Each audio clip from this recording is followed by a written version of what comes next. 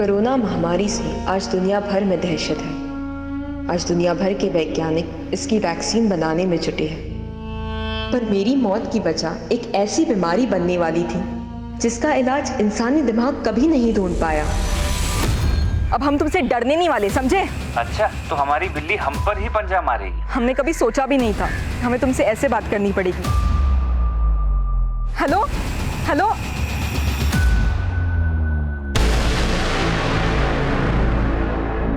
नमस्कार, आदाब। Crime petrol सतर्क के आज के इस एपिसोड में मैं अनूप सोनी आप सबका स्वागत करता हूं। पूरी दुनिया, पूरी मानव जाति इस कोरोना के संकट से जूझ रही है, लेकिन हमारा देश कोरोना के अलावा कई और वायरसेस से भी जूझ रहा है, जैसे कि अंधविश्वास, पाखंड, जातिवाद, अन्याय, गरीबी और महिलाओं पर अत्याचार। ये सब ऐसे वायरस हैं जो धीरे धीरे हमारे समाज को बीमार करते जा रहे हैं। महिलाओं पर अत्याचार करने वाला वायरस, जो कि सबसे खतरनाक वायरस है, इसने महिलाओं के अस्तित्व को ही कटघरे में लाकर खड़ा कर दिया है। और इसी वायरस के कारण महिलाओं को आए दिन महिला होने की सजा भुगतनी पड़ती है। आज का ये केस इसी वायरस से जुड़ी एक कहानी है।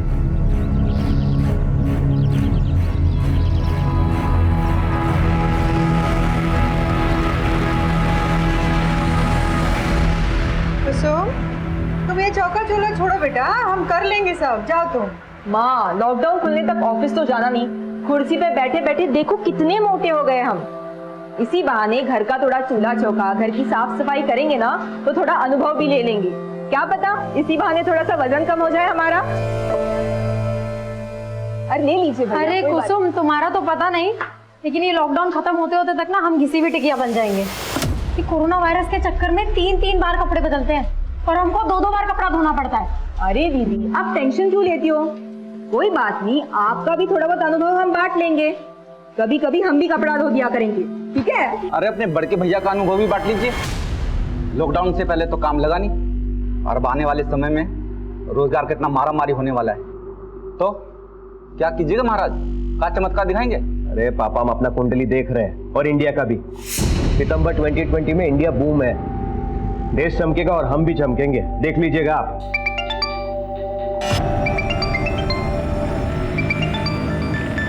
पापा, हम अभी आते हैं। हाँ,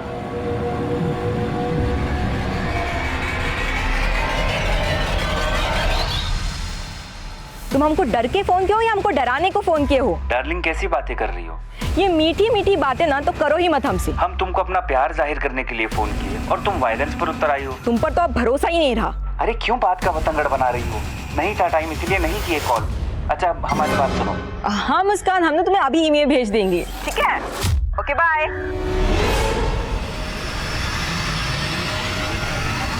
किससे बात कर रही थी? कुछ नहीं भैया, वो हमारी कलीग का फोन था, ऑफिस के कुछ काम से फोन किया था। अच्छा, तो वर्क फ्रॉम होम। हाँ भैया, ये अनुभव भी बड़े कमाल का होता है। अगर आपका जॉब होता तो आपको भी पता चलता।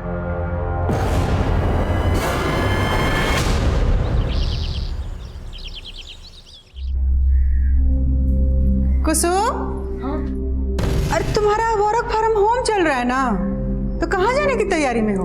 मम्मी, वर्क फ्रॉम होम तुम्हारा तभी होगा ना जब हमारा लैपटॉप चार्ज होगा, और हमारा चार्जर खराब हो चुका है। यही पास में मारूफगंज में हमारी एक सहेली रहती है, हम तुरंत उससे चार्जर लेकर आ जाएंगे। अच्छा, तो ध्यान से जाना, आज जल्दी काम खत्म करके सीधे घर आना। जी मम्मी, तुरंत आ जाएंगे। हाँ।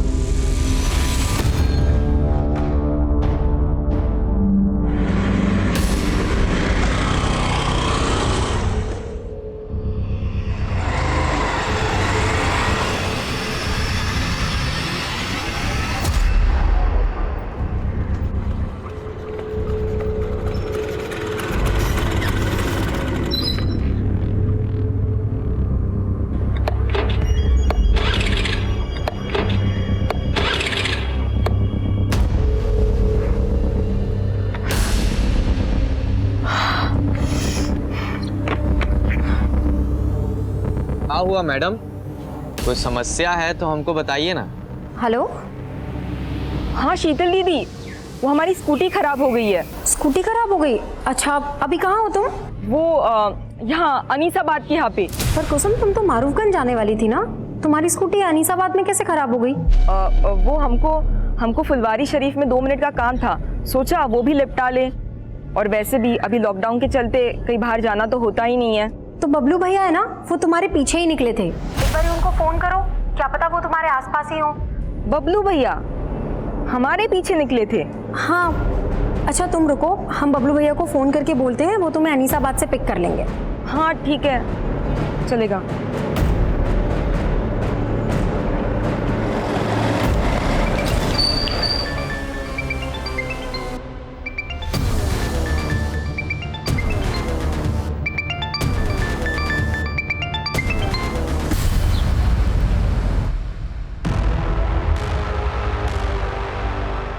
इतना देर हो गया, अंधेरा होने जा रहा है। ना कुसुम का फोन लग रहा है, ना बबलू का फोन लग रहा है। हाँ, हमको चिंता हो रहा है। गली मोहल्ला पूरा सून हो गया है। अरे मम्मी घबराइए मत, उन दोनों का फोन का बैटरी खत्म हो गया होगा। अरे तो दोनों का बैटरी एक के साथ ही खत्म हो जाएगा। हाँ, हमको कुछ ठीक नहीं लग रहा है। हमारा मन घबरा रहा। हमारा दोनों बच्चा ठीक है कि नहीं? अब इस लॉकडाउन में साधन भी नहीं है, कैसे खोजने जाए उनको? ओ, शंकर का बेटा मंटू, उसके पास बाइक है ना? हाँ। तुम अपनी मम्मी का ख्याल रखो, ठीक है? और अगर वो वापस आ जाए तो हमको फोन करना। जी पापा।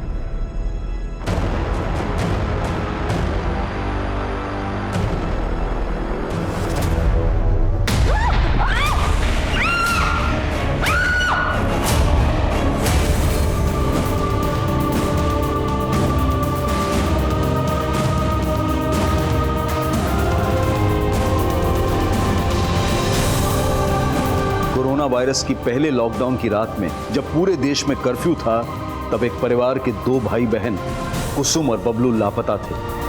उनके पिता रामनाथ उनको ढूंढने की नाकाम कोशिश कर रहे थे और उनकी मां दुर्गा और बहन शीतल सकते में थे। और सुबह होते होते पुलिस भी बबलू और कुसुम की तलाश में जुट गई। जब आप लोग को मालूम है कि शहर में लॉकडाउन लगा हुआ है, बाहर नहीं निकलना है, तो कुसुम को रोकना चाहिए था ना। सर वो कुसुम के लैपटॉप का चार्जर खराब हो गया था, वो मारूफगंज अपनी सहेली से चार्जर लेने के लिए ही गई थी। किस सहेली से? ये तो हम नहीं जानते। अच्छा, कुसुम तो मारूफगंज गई थी, तो यहाँ अनीसाबाद कैसे आई? यही बात हम भी कुसुम से फोन पे पूछे थे। पर कुसुम तुम तो मारूफगंज जाने वाली थी ना, तुम्हारी स्कूटी अनीसाबाद में कैसे खराब हो गई? वो हमको फुलवारी शरीफ में 2 मिनट का काम था, सोचा वो भी निपटा ले। अच्छा तुम रुको, हम बबलू भैया को फोन करके बोलते हैं, वो तुम्हें अनीसाबाद से पिक कर लेंगे। हाँ ठीक है, चलेगा।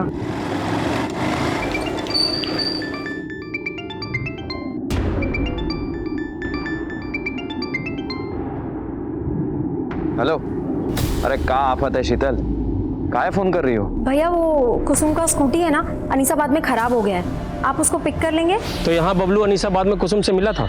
सर हमको नहीं मालूम, हमने जब दोबारा फोन किया तो दोनों का फोन स्विच ऑफ आ रहा था। कुसुम फुलवारी शरीफ किससे मिलने गई थी? ये तो वो नहीं बताई थी हमको। कहीं ऐसा तो नहीं कि कुसुम आप लोगों से सच छुपा रही हो सकता है कुसुम का किसी लड़के के साथ अफेयर चल रहा हो। ये क्या बोल रहे हैं साहब? हमारी कुसुम ऐसी नहीं है। सर वहाँ पे एक फीमेल का सैंडल मिला है, उस पे खून के धब्बे भी हैं। हाँ?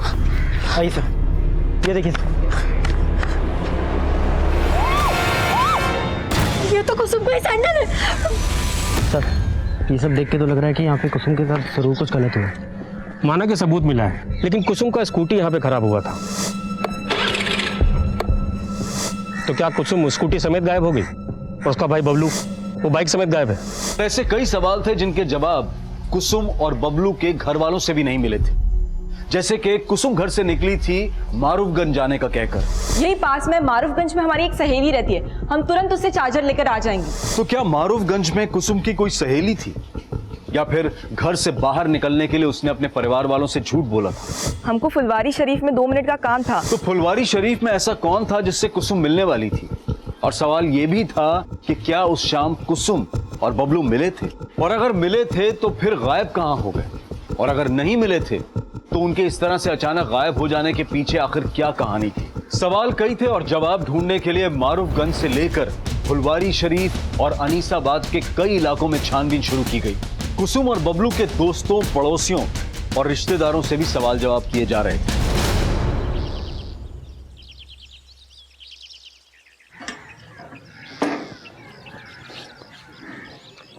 मैं कमिश्नर सर ये हमारे थाने के ऑफिसर और कांस्टेबल का fitness report. All good? Yes sir. Great. अच्छा, तुम जो भाई बहन के मिसिंग केस को इन्वेस्टिगेट कर रहे हो, उसकी क्या अपडेट है? सर हमारी टीम इन्वेस्टिगेशन कर रही है। हमारे हिसाब से भाई में ही कुछ गड़बड़ है सर। तुम्हें एडिशनल टीम की जरूरत तो नहीं? नहीं सर। फिर भी अगर जरूरत हो बता देना। सर मामूली केस है, वैसे भी लॉकडाउन मैनेजमेंट में आपको ज़्यादा बड़ी टीम का जरूरत है सर। क्यों कह रहे हो? सर डीएम सर के पास जाने का टाइम हो गया।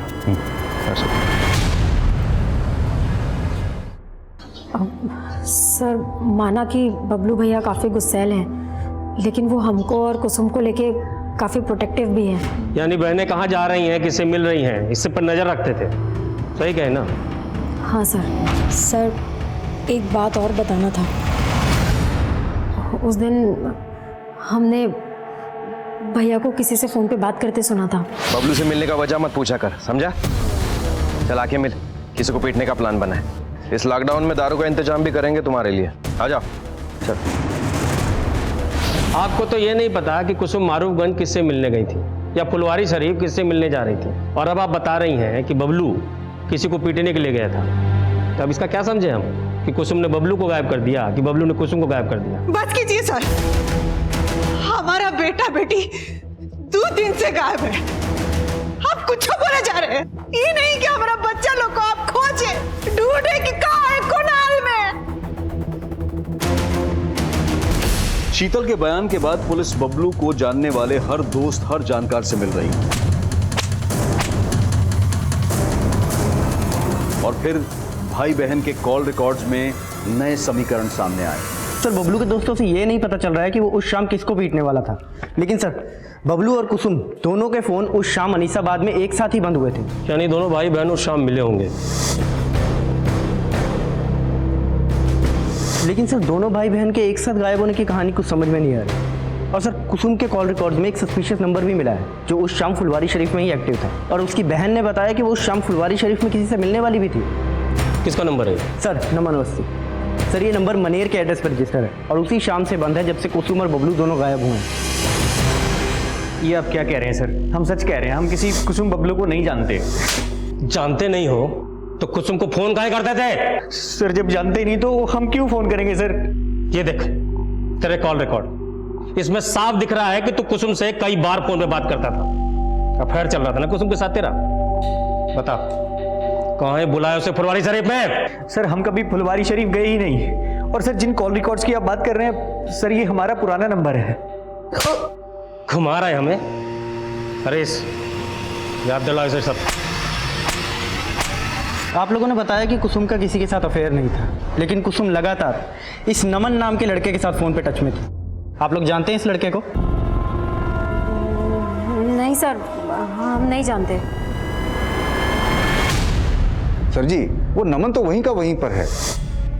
इस लड़के की डिटेल निकालो। जी सर, पर सर ये भी तो हो सकता है कि वो सच बोल रहा हो और कोई और हो जो उस फोन नंबर का गलत इस्तेमाल कुसुम को फुसलाने के इरादे से कर रहा हो। लेकिन हमें बबलू का एंगल भी देखना होगा, क्योंकि उसके जैसे भाई को ये बिल्कुल गवारा नहीं होगा कि कोई लड़का उसकी बहन से इतनी बात करे। हो सकता है इसी गुस्से में उसने कुसुम को गायब किया और अब खुद गायब है। सर अनीसाबाद में जंगल के पास एक लड़की की लाश मिली है।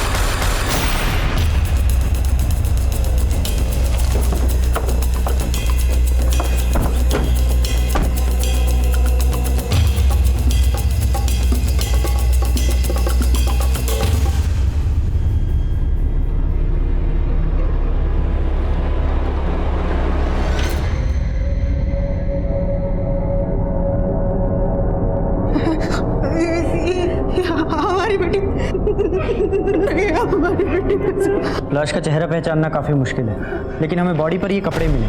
क्या ये कपड़े कुसुम के?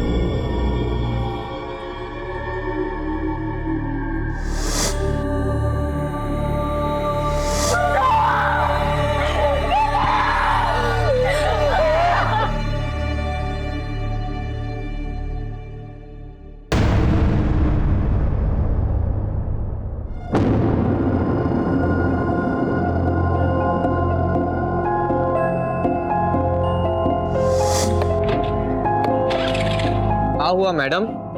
कोई समस्या है तो हमको बताइए ना। Yes brother Alok, what happened? अरे अभी हम न्यूज में पढ़े हैं, उसका फोटो भी देखें, वही स्कूटी वाली लड़की का मर्डर हुआ है। इका ट्रेजिक हो गया। अब तुम रुको, हम अभी चिंटू को कॉन्फ्रेंस पर लेते हैं। 1 मिनट रुको। कहा उस स्कूटी वाली लड़की का मर्डर हो गया? अबे कौन मारा बे उसको? भाई हमरे तो रोंगटे खड़े हो गए बात को सुनकर। मानो कल की बात है जब हम उसे देखे थे सामने। अब भूल जाओ भाई। अगर हम गलती से भी किसी को कह दिए कि हम उस लड़की को देखे थे तो हमारा शनि मंगल सब खराब हो जाएगा। क्या समझे? सही बोले आलोक, कहीं ऐसा ना हो जाए पुलिस हम ही पर इल्जाम डाल दे। सर हम लोगों को तो लग रहा था कि कुसुम का रेप हुआ होगा, लेकिन सर पोस्टमार्टम रिपोर्ट ने तो कहानी बदल के रख दी। क्रिमिनल बहुत शातिर है हरीश, वो दिखाना चाह रहा है कि जैसे रेप हुआ, लेकिन रिपोर्ट से साफ है कि मर्डर केस है और फिलहाल गुनाहगार सिर्फ बबलू नजर आ रहा है। वो जानबूझ करके ऐसा क्राइम सीन रच के भागा है कि लगे बहन का रेप। भाई नहीं सर, ये कहानी कुछ और ही है। अरे कुछ और का छोड़िए दिनेश जी, आपके रिटायरमेंट को 4 दिन ही बचा है। 4 दिन में पकड़ डालिए क्रिमिनल को और जाने से पहले लूट लीजिए वाहवाही। जिस पोस्टमार्टम रिपोर्ट के आधार पर पुलिस अपना अगला कदम उठाने वाली थी, अब उसी पोस्टमार्टम रिपोर्ट पर सवाल उठा दिए गए थे। कुसुम के घर वालों ने पुलिस स्टेशन के सामने प्रदर्शन करना शुरू कर दिया था।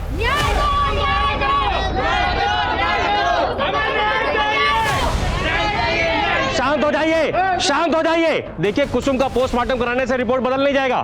आप लोग तमाशा बंद कीजिए, हमारा सहयोग कीजिए। मीडिया इस मुद्दे को लगातार रिपोर्ट कर रहा था, जिसके बाद थाने के सीनियर पुलिस ऑफिसर को इस केस का संज्ञान लेना पड़ा, जो उस वक्त लॉकडाउन से संबंधित ड्यूटी में व्यस्त थे। राजेश्वर, मालूम है ना गैदरिंग अलाउड नहीं है, फिर ये सब क्या है? सर वो मैं इन लोग को मना करता है। साहब हमें न्याय चाहिए। हमारे बेटे को ठीक से ढूंढा नहीं जा रहा है और हमारी बेटी के साथ कुछ गलत हुआ है। ये लोग कह रहे हैं कि पोस्टमार्टम में सिर्फ मर्डर आया है। साहब आप एक बार आप लाश को देखिए, आप खुद समझ जाएंगे कि उसके साथ कुछ गलत हुआ है। आपकी क्या मांग है हमें मालूम है, हम कार्रवाई करेंगे, लेकिन आप माहौल तो देखिए, कितनी भीड़ लगा रखी है। भीड़ हटवाइए यहाँ से। साहब हमको आपसे आश्वासन चाहिए कि पोस्टमार्टम दोबारा होगा और हमारे बेटे को ठीक से ढूंढा जाएगा। मैं आपको यकीन दिलाता हूँ, कानून के दायरे में रहकर जो कार्रवाई बनती है हम करेंगे। ठीक है, अब भीड़ हटवाइए। राजेश्वर भीड़ हटवा। चलिए हटिए, आप लोग हटाओ सबको। चलिए हटिए प्लीज, चलिए। संभाल लोगे, मैं टेंशन ना लूँ।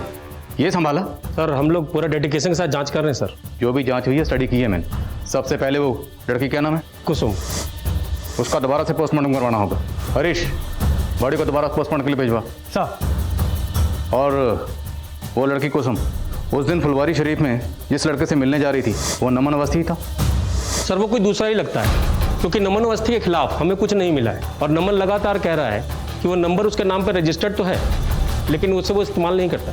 तो उस नंबर के कॉल रिकॉर्ड से निकलवाए होंगे। सर टेलीकॉम कंपनी में रिक्वेस्ट भेजे हैं, लेकिन अभी तक आया नहीं है लॉकडाउन की वजह से। लेकिन सर हमें बबलू पे ज़्यादा शक है। जब तक सबूत ना हो, कोई भी एंगल महज एक थ्योरी होता है, उससे ज़्यादा कुछ नहीं। और अगर बबलू पे इतना ही शक था तो उसे ढूंढा क्यों नहीं अभी तक?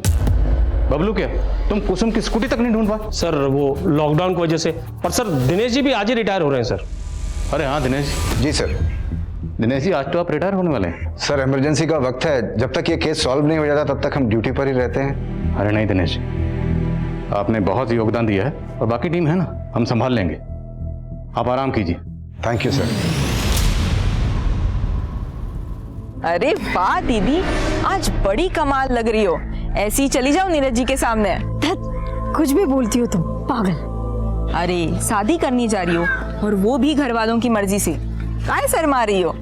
नहीं, वो बात तो नहीं है, पर जब भी हम अपना शादी का बात सुनते हैं ना, तो पापा का उदास चेहरा सामने आ जाता है। पता नहीं इतना सारा खर्चा कैसे उठा पाएंगे।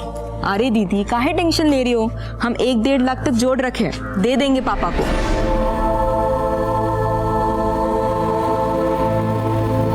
कुसुम की सेकंड पोस्टमार्टम रिपोर्ट आ गई है।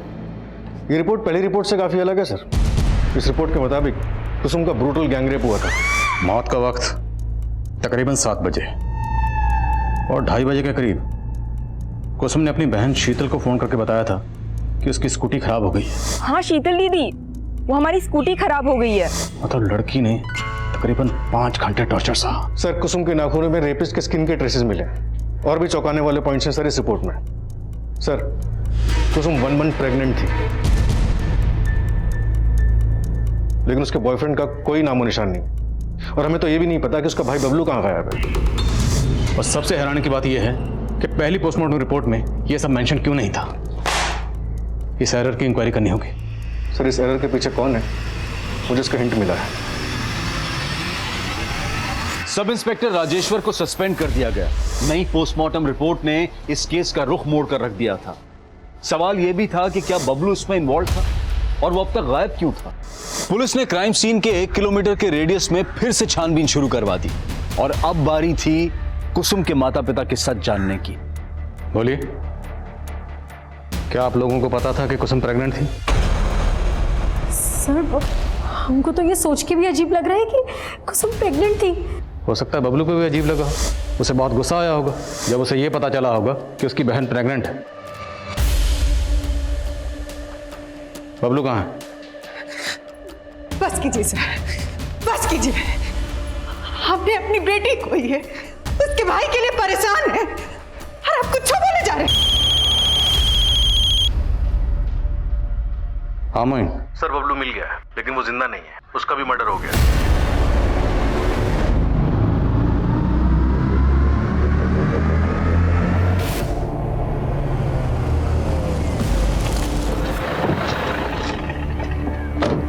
सर, लाश के पास कुसुम की स्कूटी और बबलू की बाइक भी मिली है। सब कुछ झाड़ियों से पूरी तरह से छुपाया गया था।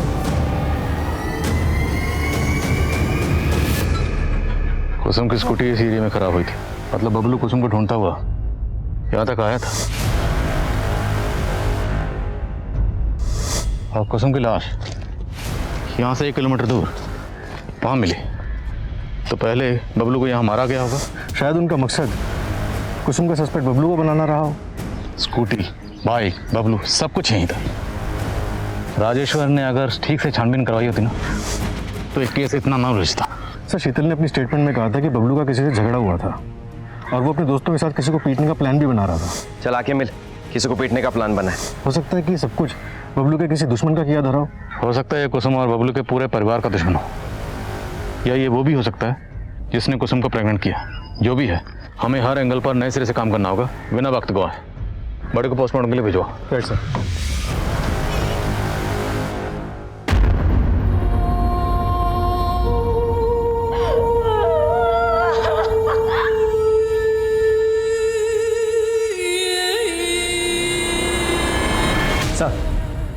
सर, नमन के कॉल रिकॉर्ड्स में एक विमल चौधरी नाम के लड़के का नंबर मिला है। सर, नमन और विमल दोनों का नंबर उस दिन फुलवारी शरीफ में एक्टिव था जहां कुसुम जाने वाली थी। सर, ये विमल, लेकिन सर ये इस वक्त जेल में है। जेल में? जी सर, इसने लॉकडाउन प्रोटोकॉल का उल्लंघन किया था। जब पुलिस वालों ने इससे पूछताछ की तो ये उनसे बहस करने लगा। पुलिस वालों ने इसे जेल में डाल दिया। तो थोड़ी बहस हम भी करते हैं इसके साथ।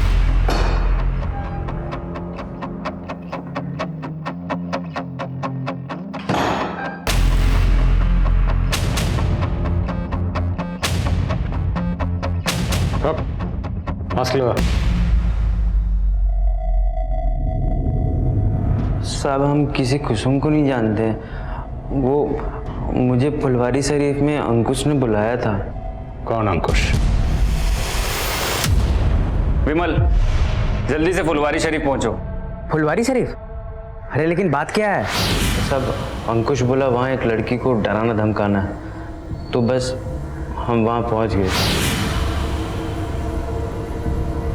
उसका फोन भी बंद आ रहा है, पता नहीं कहाँ मर गई। साहब, वहाँ वो लड़की आने वाली थी, वो आए नहीं तो हम दोनों चले गए।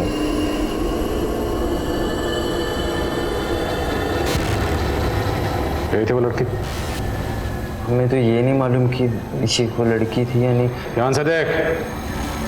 क्योंकि हमने देखा नहीं था साहब। जिस लड़की का तुम लोगों ने रेप किया, जिसका कत्ल किया, तुम लोगों को ये नहीं पता कि वो लड़की कौन थी। अब झूठ नहीं बोल रहा हूँ मैं साहब, हमको नहीं मालूम कि लड़की का खून किसने किया। बेशक अंकुश ने किया होगा तो हमको मालूम नहीं साहब।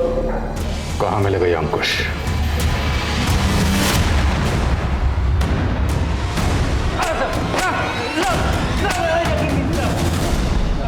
साहब, हमने कुसुम के साथ कुछ नहीं किया। हम तो प्यार करते थे कुसुम से। प्यार करते थे? फिर उसे फुलवारी शरीफ में धमकाने के लिए क्यों बुलाया? विमल, सब कुछ भग चुका है। तो ज्यादा स्मार्ट बनने की कोशिश मत करना। वो फुलवारी शरीफ नहीं पहुंची तो तू अनीसाबाद पहुंच गया। वहां पहुंचकर तूने इसके भाई बबलू को मारा। हमारे यकीन कीजिए, हमने कुछ नहीं किया। हम तो बस उसे समझाना चाहते थे कि वो हमें भूल जाए। तेरा अफेयर था ना उसके साथ? उसे प्रेग्नेंट भी तुमने किया था?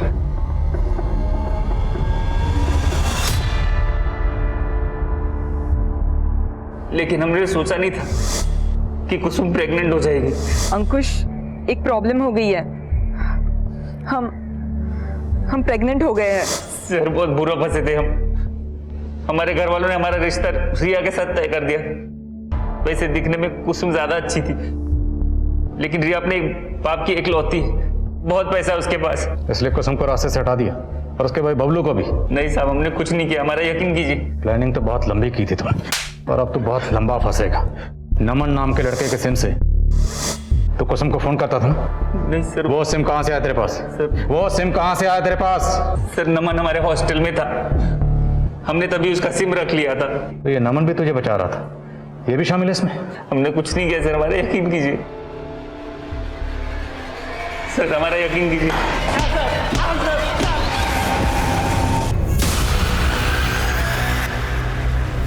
What happened? आप रो क्यों रहे हो? हमारा बच्चा बहुत बीमार है, हम अपने गांव आसनसोल जा रहे हैं मालिक। अरे बाप रे, इतनी दूर और वो भी पैदल? देखा, इस महामारी ने सबका हालत खराब कर दिया। अरे तुम डरो मत, हम गरीबों को खाना पीना बांट रहे हैं। तुम बैठो, तुम्हारे बच्चे को अच्छे डॉक्टर को दिखा देते हैं। बैठो। अरे नहीं, आप काहे तकलीफ उठाएगा, हम चले जाएंगे। अरे इसमें तकलीफ काहे का? दीजिए बच्चे को हमें दीजिए। अरे दीजिए, आप दीजिए, थोड़ा पुण्य हमें भी कमाने दीजिए ना। अरे दीजिए, अब आइए चलिए, बैठिए गाड़ी में, बैठिए। बैठो। अरे बैठो,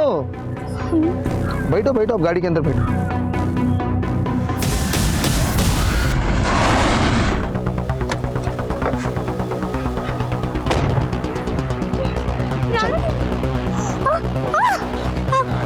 हमको छोड़ दीजिए।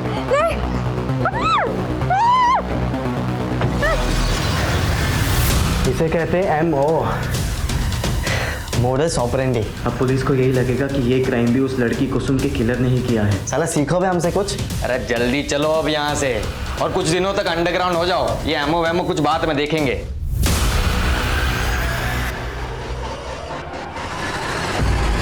सर, अंकुश को बहुत तोड़ा, नमन और विमल दोनों को दोबारा से रिमांड के लिए, लेकिन सर कोई कुछ नहीं उगल रहा है। ये अंकुश, नमन और विमल, इन तीनों को डीएनए को कुसुम के नेल्स में जो स्किन ट्रेसेस मिले थे उनसे मैच करो। सर। हेलो,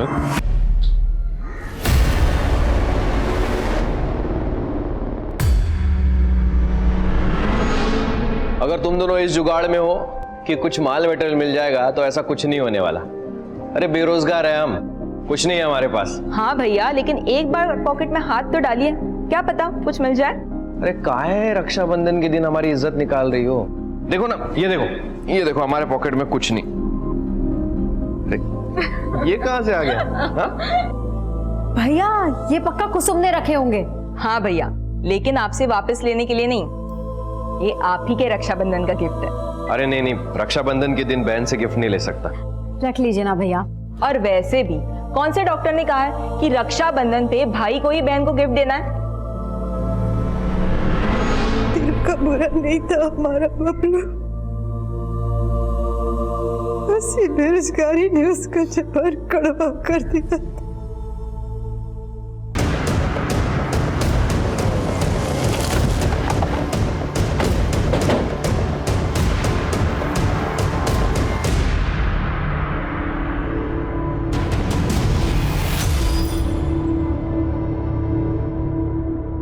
सर, कुसुम की लाश भी हमें इसी तरह मिली थी।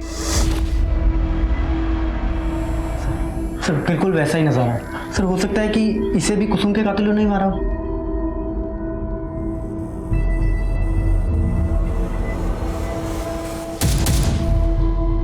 हो सकता है इसके हाथ पैर उस रस्सी से बांधे गया।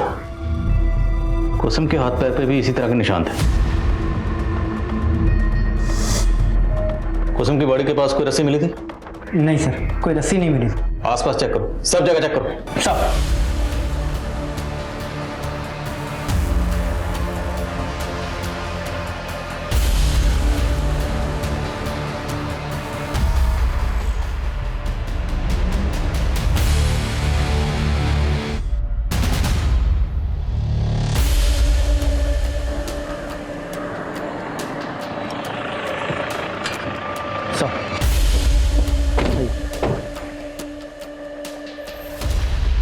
सर ये मोबाइल भी मिला यहाँ पे। ऑन करो, देखो किसका।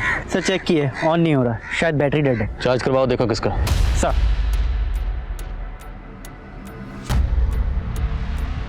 मोइन, वहाँ वो औरत की लाश और यहाँ ये छोटा बच्चा, कहीं इन दोनों का आपस में कोई ताल्लुक तो नहीं? आई मीन, हो सकता है ये बच्चा उसी औरत का हो, उस औरत के साथ कुछ गलत हुआ हो और छीना झपटी में उसका ये बच्चा यहाँ पे गिर गया और मोबाइल भी गिरा हो। एक काम करो, हाईवे पे आजकल इतनी गाड़ी तो होती नहीं, इतनी आम दिनों में होती थी, लॉकडाउन चल रहा है, हाईवे पे जितने भी सीसीटीवी हैं सबकी फुटेज चेक करो। Right sir.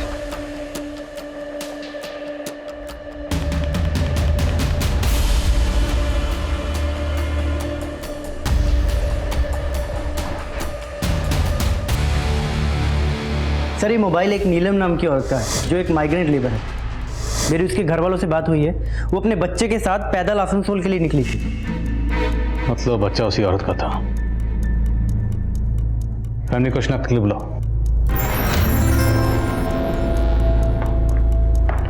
सर मेरी पोस्टमार्टम डॉक्टर से बात हुई, उस लड़की के साथ भी गैंगरेप हुआ था। यानी उस मजदूर औरत नीलम को पहले मारा गया, फिर पत्थर से उसका सर कुचलकर उसका चेहरा बिगाड़ा था। सर मैंने क्राइम वाले दिन की हाईवे एरिया की सीसीटीवी फुटेज चेक की, वहां एक सिल्वर गाड़ी सस्पिशियस मिली, इसका नंबर प्लेट फेक था। शायद इसी गाड़ी से उस औरत को किडनैप किया गया। और सर क्राइम सीन से जो रस्सी मिली थी मैंने उसके बारे में भी पता किया। वैसी रस्सी बैंत के फर्नीचर को बांधने के काम आती है और बैंत के फर्नीचर बनाने का काम दानापुर में होता है। अब अगर हम 2+2 4 करें तो थ्योरी ये बनती है कि सिल्वर कार में उस मजदूर औरत को किडनैप किया गया होगा और किडनैपर्स या मुजरिम जो भी हैं वो दानापुर में फर्नीचर वर्कशॉप से जुड़े हो सकते हैं।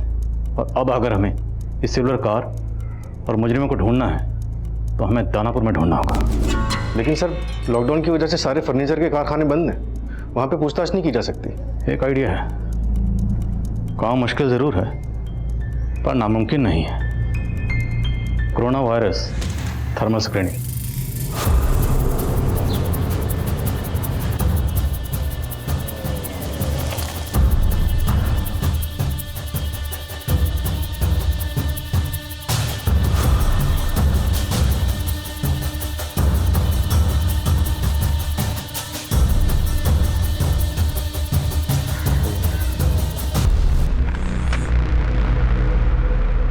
अरे साहब आप? दिनेश जी, आप तो शास्त्री नगर में रहते हैं, फिर यहाँ दानापुर में? साहब यहाँ दानापुर में भी हमारा अपना घर है। वो हम प्लान किए थे कि रिटायरमेंट के बाद यहीं आके रहेंगे, इसलिए यहाँ आ गए। लेकिन साहब ये पीपी किट। हरीश है। अरे हरीश कैसे हो? बढ़िया। तो साहब ये कोरोना ड्यूटी में ये थर्मल स्क्रीनिंग का ड्यूटी भी पुलिस को ही दे दी है क्या सरकार? दिनेश जी, आपको कुसुम मर्डर केस याद है? हाँ सर याद है। कोई है शहर में जो लड़कियों को अपना शिकार बना रहा है और हमें पूरा शक है कि वो इसी एरिया का है। साहब यहाँ दानापुर से? जी, और हमें ये भी खबर लगी है कि जो भी है वो सिल्वर रंग की गाड़ी इस्तेमाल करता है। क्या बात है चिंटू, इतना अर्जेंट में काहे बुलाया हो? यार पुलिस को पक्का हमारे बारे में सब कुछ पता चल चुका है। पता चल गया? लेकिन कैसे? अरे वो इंस्पेक्टर मिला था पापा को, कह रहा था कि हाईवे वाले कार में किसी सिल्वर कलर की गाड़ी का इस्तेमाल हुआ है। आज एक खबर सुनकर दिल दहल गया है। एक मजदूर लड़की 500 किलोमीटर पैदल चल के अपने गांव जा रही थी। बेंत की रस्सी से बांधकर उसको अगवा कर लिया, बलात्कार किए, फिर मार कर फेंक दिए कुछ हैवान। और देखिएगा पापा, इस बार भी कोई पकड़ा नहीं जाएगा। पुलिस के बस की बात ही नहीं है ये। इंस्पेक्टर साहब मिले थे आज हमको और हमको लगता है कि वो जानते हैं कौन लोग हैं इस कांड के पीछे। कोई सिल्वर रंग की गाड़ी को ढूंढ रहे हैं वो। लेकिन हमने तो हमारी सिल्वर गाड़ी का नंबर प्लेट ही गलत लगवाए थे हम, फिर कैसे पता चल गया? देखो पुरानी बातों को छोड़ो, अब सोचो आगे क्या करना है यार।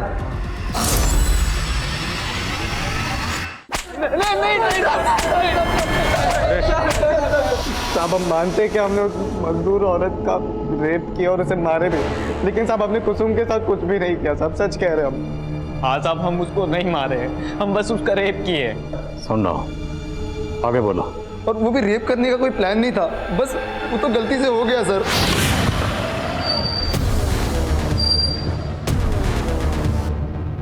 भैया आप कहाँ जा रही थी?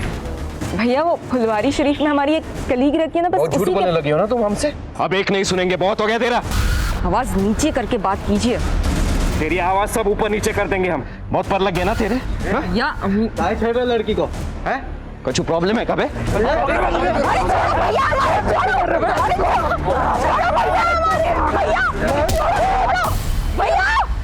साहब उसका भाई मर गया तो हम उस लड़की को कंट्रोल करने के लिए बांध दिए और गाड़ी में डाल दिए साहब, और उस लड़के की लाश को वो स्कूटी और बाइक को वहीं पर ठिकाने लगा दिए थे साहब। हम पहले सोचे कि उस लड़की को भी मार ही देते, लेकिन साहब हमको मजाक करना था तो हम थोड़ा दूर चले गए साहब। हम सोचे कि वो खुद ही तड़प तड़प के मर जाएगी, लॉकडाउन में उसे कौन देखता था।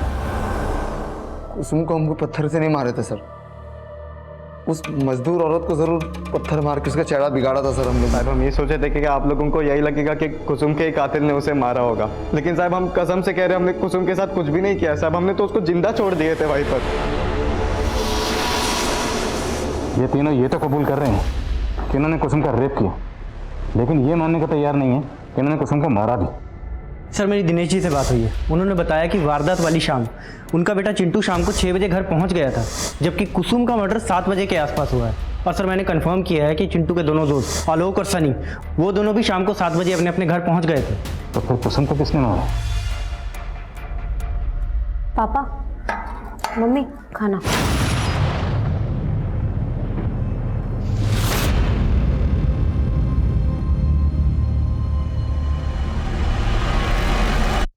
चलिए रामनाथ जी चलते हैं। मंटू, वही मंटू जिसके साथ आप उस दिन कुसुम को ढूंढने गए, उस मंटू ने हमें कुछ बताया।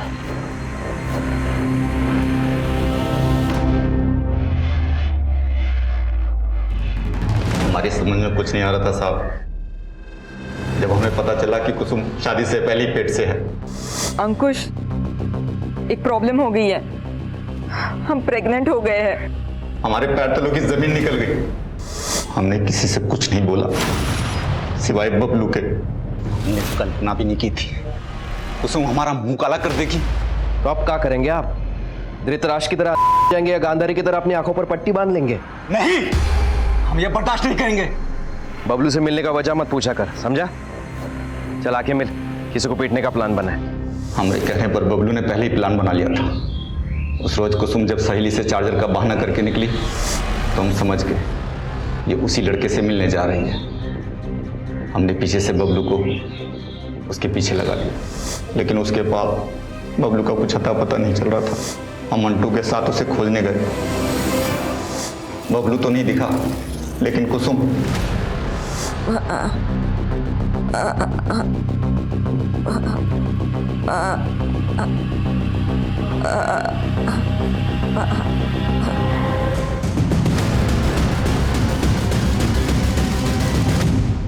हमने मंटू से विनती की और इतना ही बोला कि उसका रेप हुआ था, समाज उसे नहीं अपनाता।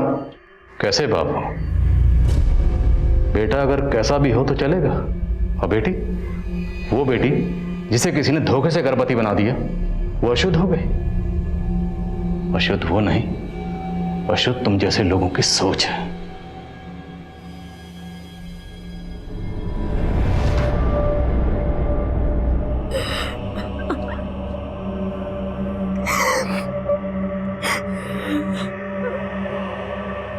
हर इंसान के दो चेहरे होते हैं, एक अच्छा एक बुरा।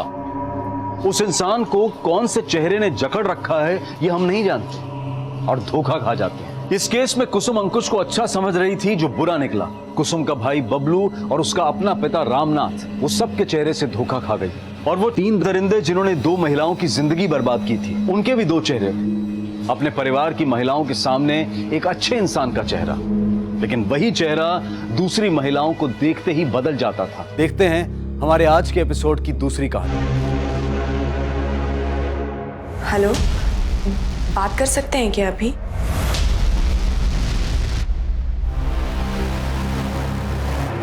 अंधेरे में क्यों बैठा है?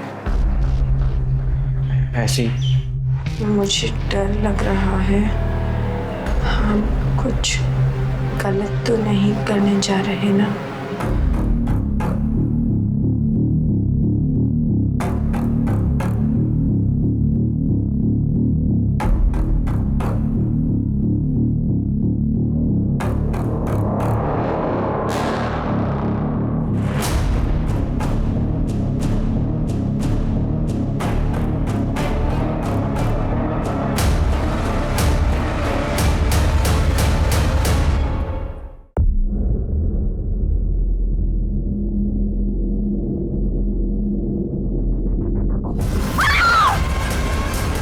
जवानी वो जोश, वो जज्बा है जो किसी भी तरह की मुश्किल का सामना करने की हिम्मत रखती है। अपने सपनों को पूरा करने के लिए वो कुछ भी कर गुजरती है। लेकिन अगर ये जोश, ये शक्ति दिशा विहीन हो जाए तो ये अपनों के लिए और दूसरों के लिए घातक हो जाती है। घर से भागने वाला ये लड़का और ये लड़की कौन थे? दोनों के बीच में क्या संबंध था? और वो लड़की कौन थी जिसकी लाश कुएं में तैर रही थी? 2 अलग अलग शहर और 2 अलग अलग समय पर शुरू हुई ये कहानियां कुछ इस तरह मिली कि एक बेहद भयानक और दिल दहला देने वाला अपराध सामने आया।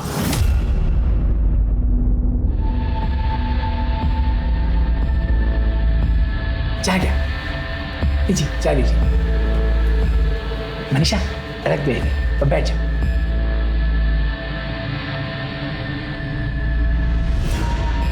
मुझे लड़की पसंद है। मेरी तरफ से शादी कर। बस अब जल्दी से जल्दी एक मुहूर्त निकल लीजिए, शादी करें। ठीक है, नक्की। लेकिन बाबा, मुझे शादी से पहले 6 महीने का वक्त चाहिए। मैं अपने पैरों पे खड़े होना चाहती हूँ। मैं ब्यूटी पार्लर का कोर्स करना चाहती हूँ बाबा। क्या बात कर रही है तू? हाँ चुप बाबा, कोई बात नहीं, तुमको जो करना है वो करने दीजिए। हम 3 महीने बाद शादी कर लेंगे, ठीक है?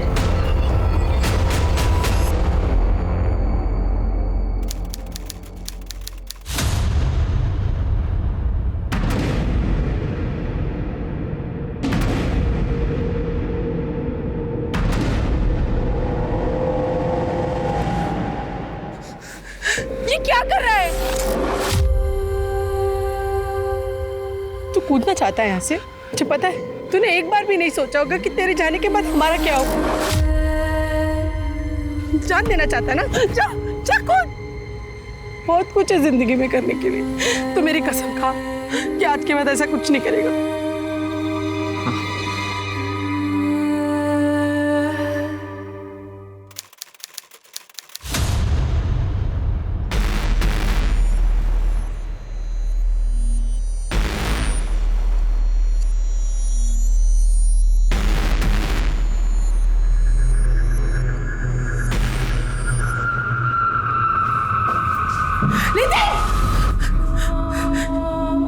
क्या कर रहे हैं?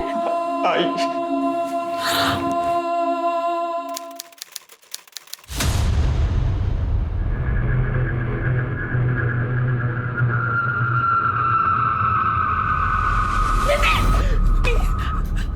तुझे कितने बार समझाया, तू समझता क्यों नहीं? मरना चाहते तो मार जा। मैं 2 बोतल और लाके देती हूँ, मार दे हमें जीते जी। प्रेमिला शांत हो जाओ। प्रेमिला ए बेटा, कसम खा कि आज के बाद ऐसा कुछ नहीं करेगा। ए नितिन, भूल जा जो हुआ, उसे भूल जा। तेरी आई बाबा तेरे साथ है हमेशा। मुझे डर लग रहा है। हम कुछ गलत तो नहीं करने जा रहे ना?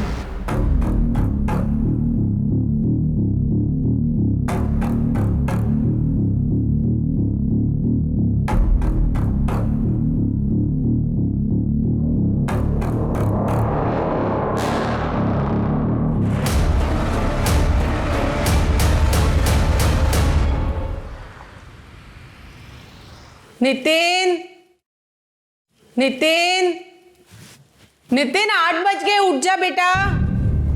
नितिन कब से आवाज लगा रही हूँ, उठ जा। नितिन, क्या हुआ? सुबह सुबह क्यों चिल्ला रही हो बच्चे पे? इतना चिल्ला रही हूँ तो भी नहीं उठ रहा है। हाँ, मी बघतो। बघा।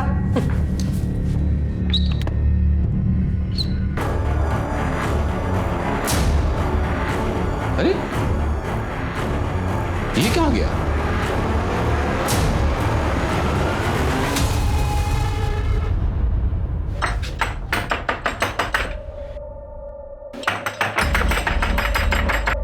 कहाँ है वो? हाँ, है कहाँ वो?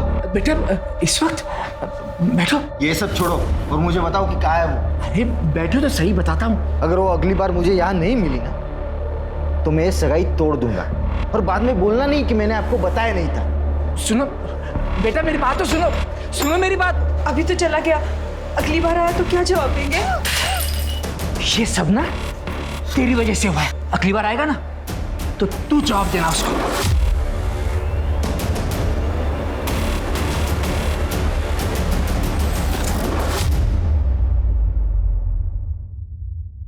सर 4-5 घंटे हो गए हैं, वो आया नहीं है और उसका फोन भी बंद आ रहा है। देखिए सर, मैंने आपसे बाहर भी कहा था और अभी भी कह रहा हूँ, हम 24 घंटे से पहले उसकी मिसिंग कंप्लेंट नहीं दर्ज कर सकते।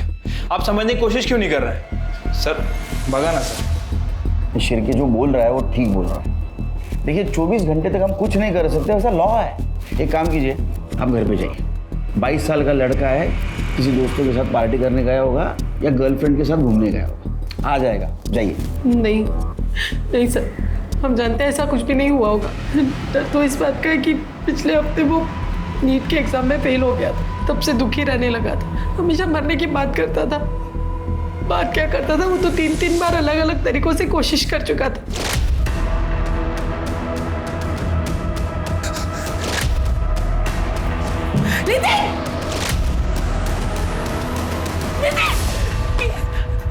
आपने उसको आखिरी बार कब देखा था? 10-10:30 के आसपास खाना खा के वो अपने कमरे में चला गया। मैं देर तक टीवी देखता रहा, फिर मैं भी सो गया। सर सुबह उठ के देखा तो वो अपने रूम में नहीं था। मतलब सुसाइडल टेंडेंसी उसकी। इस बेस पे हम लोग कार्रवाई शुरू कर सकते हैं। एक काम कीजिए, उसके फोटोग्राफ, उसके सारे डिटेल्स, उसके दोस्तों के डिटेल्स, नंबर नोट करवा दीजिए। हम लोग कार्रवाई शुरू कर देंगे।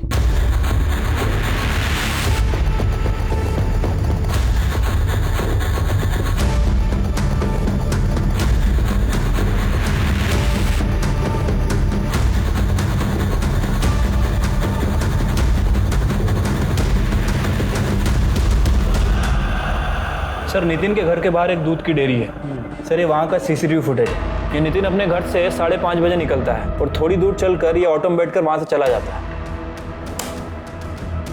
ये ऑटो का नंबर लो और आरटीओ से पता करो किसका है और इसके ड्राइवर ने नितिन को कहाँ ड्रॉप किया। ठीक है सर।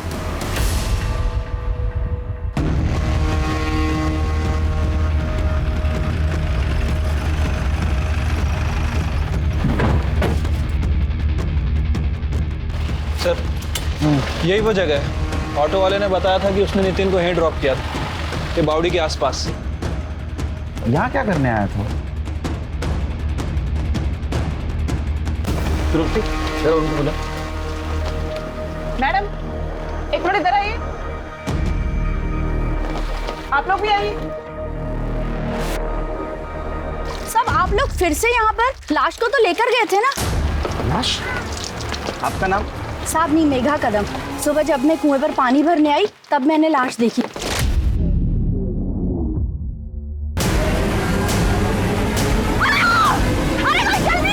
खड़ की पुलिस चौकी पर।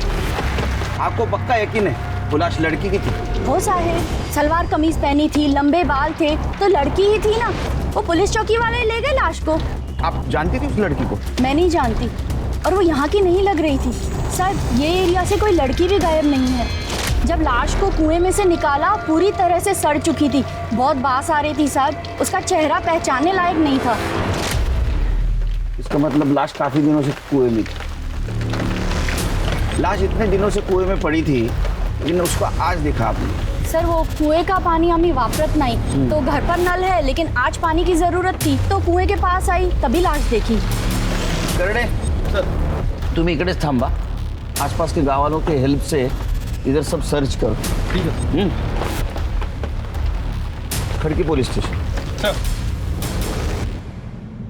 सर वो औरत तो सही कह रही थी, बॉडी तो पूरी तरह से सड़ चुकी है सर, चेहरा पहचानना इम्पॉसिबल है। लगता है 4-5 दिन हो चुके हैं, बाकी डिटेल तो पीएम के बाद ही पता चलेगी। सर बॉडी हम लोग पोस्टमार्टम के लिए भेज ही रहे हैं। सर एग्जामिन करते वक्त हमें ये टैटू दिखा। मनीषा, शायद इसका नाम हो।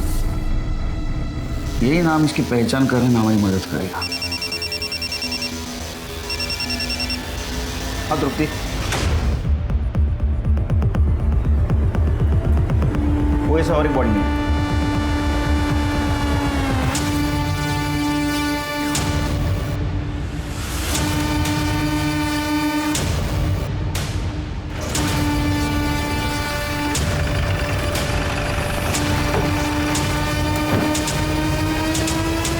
लगता है इसने सुसाइड किया है। जैसा कि इसके माँ बाप को शक था, ये सुसाइड कर सकता है। फिर के पहले इस कुएं में एक लड़की की लाश मिली, अब इस नितिन की। जरूर इन दोनों में कुछ ना कुछ कनेक्शन है। एक काम करो, खड़की पुलिस चौकी को बोलो वो लड़की का केस हमें ट्रांसफर कर दो और उस लड़की का फेस रिकंस्ट्रक्ट करवाओ, पता तो चले वो लड़की कौन थी। बॉडी को पोस्टमार्टम के लिए भेज दो। ठीक है सर।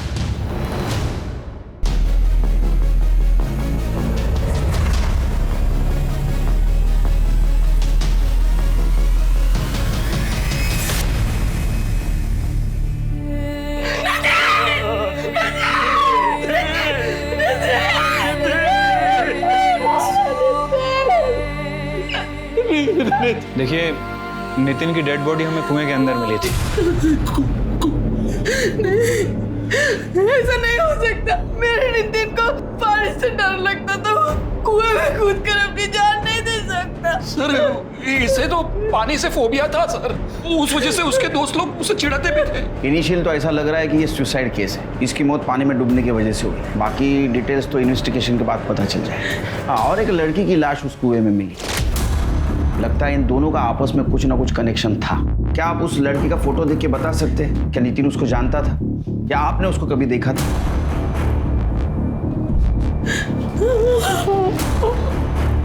नहीं सर, इस लड़की को हमने कभी नहीं देखा है सर। इसकी लाइफ में कोई लड़की नहीं थी सर।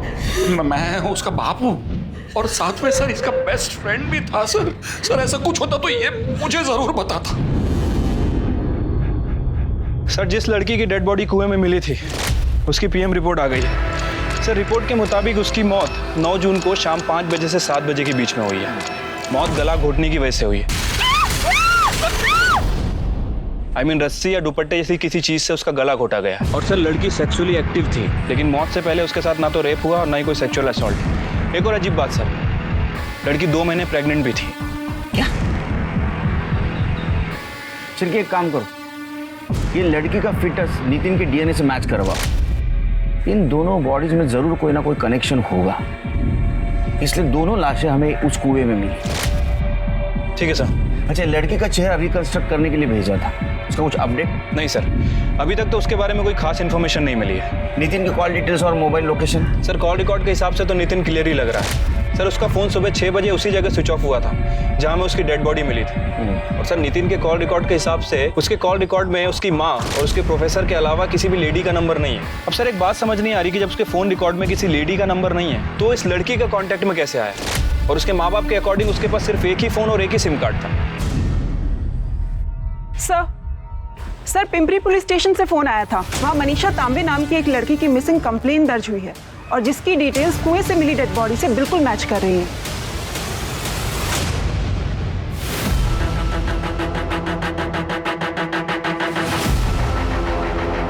कंप्लेंट किसने लिखवाई? सुदेश आगरकर। उसका कहना है मनीषा उसकी मंगेतर है। सर इसमें मनीषा का आई बाबा का भी एड्रेस है। ये ना समझा मेरे को? बताओ कहाँ पे? ये तो मार डालूंगा सब। बाहुबली, क्या चल रहा है रे? हाँ, किसको मारने की धमकी दे रहे तू? सोडा वाला साहब, सब मुझे क्यों पकड़ रहे साहब? मैंने ही मिसिंग का कंप्लेंट लिखवाया। इनको पूछो ना मनीषा कहाँ है वो। उनको पूछने वाला हूँ, तू बोलने के बाद पूछूंगा ऐसा है क्या? साहब अब मेरे को क्या पूछेंगे साहब? मैं मनीषा का बाप हूँ साहब, फिर भी मेरे को नहीं पता। सच बोल रहा हूँ साहब, पूछो इसको वो कहाँ गई, कहाँ गायब हो गई, कुछ नहीं पता साहब हमको। साहब ये मेरे को। हाँ क्या बोलो सर, बोल। क्या बोलूँ साहब? अरे जो बोलने वाला था वो बोल। साहब मैं आपको पूरी कहानी बताता हूँ। 4 महीने पहले मैं मनीषा को देखने आया था। मुझे लड़की पसंद है। मुझे शादी से पहले 6 महीने का वक्त चाहिए। मैं अपने पैरों पे खड़े होना चाहती हूँ। मैं ब्यूटी पार्लर का कोर्स करना चाहती हूँ। बाबा क्या बात कर रही है तू? हाँ चुप चुप बाबा, कोई बात नहीं, तुमको जो करना है वो करने दीजिए। हम 3 महीने बाद शादी कर लेंगे, ठीक है? तब तक आपका कोर्स चालू रखो और शादी होने के बाद हम पूरा कोर्स कर लेंगे। इसका मतलब ये शादी पक्की? बिल्कुल। अरे वाह वाह वाह वाह, बताइए बताइए। भक्ता है क्या है? हाँ मिठा लेके आओ जमाई बापू के लिए, जाओ। पूरे 5 लाख। पूरे 5 लाख है ना? जी हाँ। नमस्ते। एक काम करे, चाय बनाने के लिए जा जा। देखो तुम चिंता मत करो, अब शादी जैसा तुम चाहोगे ना वैसे धूमधाम से होगी। और वो साखर बुड़ेगा क्या? उसका क्या है? हाँ 2 दिन में कर देंगे ना। मैं पंडित जी को बुलाता हूँ। हाँ कर लेंगे कर लेंगे।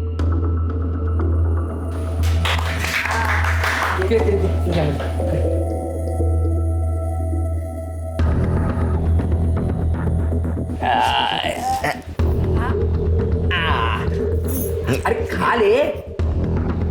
ये साहब एक वो दिन है और आज का दिन। उसके बाद मैंने मनीषा की शक्ल तक नहीं देखी साहब। रोज आता हूँ पूछता हूँ तो ये बुड्ढा बुड्ढी रोज बुड्ढा बुड्ढी क्या है? हाँ तुझ्या आई वडिलांच्या वयाचे आई बाबा बोल। सॉरी साहब, लेकिन साहब ये रोज नई कुछ कहानी बना के मुझे सुनाते हैं साहब। साहब 2 महीने पहले मैं इनको बोला था अगर मनीषा नहीं मिली ना तो मैं पुलिस में कंप्लेंट करूंगा, फिर भी ये लोगों ने कुछ नहीं किया साहब। मैंने राह देखी 2 महीना और फिर जाके अभी 1 हफ्ते पहले मैंने जाके कंप्लेंट करवाई पिंपरी पुलिस स्टेशन में। मनीषा अगर पिंपले गांव की है तो तूने पिंपरी पुलिस स्टेशन में क्यों कंप्लेंट की? क्योंकि साहब मुझे पता चल गया था कि वो सगाई के बाद पिंपरी भाग गई है और किसी सोनाली कदम नाम की ब्यूटिशियन के पास काम करती है, इसलिए मैं वो सोनाली कदम के ऊपर नजर रख रहा था साहब। लेकिन मनीषा कहीं दिखाई नहीं दी। आपको मिली क्या मनीषा साहब? मिली, जिंदा ने मुर्दा, उसका मर्डर हुआ है। सर अब क्या बात कर रहे हैं साहब? सब ऐसा नहीं हो सकता साहब। सब आप झूठ बोल रहे हैं साहब। सब बताओ ना किसने मारा साहब? तूने मारा साहब। ये क्या बोल रहे हैं आप साहब? साहब मैं क्यों मारूंगा उसको साहब? मैं तो उससे शादी करना चाहता था साहब। तेरे को पता था वो कहाँ है, तू उसको मिलने गया, उसने तेरे साथ शादी करने के लिए मना किया, तू गुस्से में आया, तूने उसको मार दिया। साहब मैं उसको मिला ही नहीं तो मैं उसको मारूंगा कैसे साहब? उसकी मिसिंग कंप्लेंट तो मैंने ही लिखवाई है साहब। तेरे जैसे बहुत देखे हैं नाटक करने वाले। हाँ अपना खुद का क्राइम छुपाने के लिए ऐसा ही नाटक करते हैं। करडे चला घेऊन जा पुलिस स्टेशनला, उधर जाना, सारे डिटेल्स देना। साहब पर मैंने नहीं किया सर। सर वो अपने पैरों पे खड़ा रहना चाहती थी, कुछ बनना चाहती थी, इसीलिए जाओ जाना साहब, क्यों उसके बारे में पूछ के हमारी इज्जत को उछाल रहे हो साहब? पहले उससे कहीं का नहीं छोड़ा, सब इसकी वजह से हुआ है सर। इससे बात करने को बोला, जब बात करने को बोलूंगा तब बात कर, शांत रहो।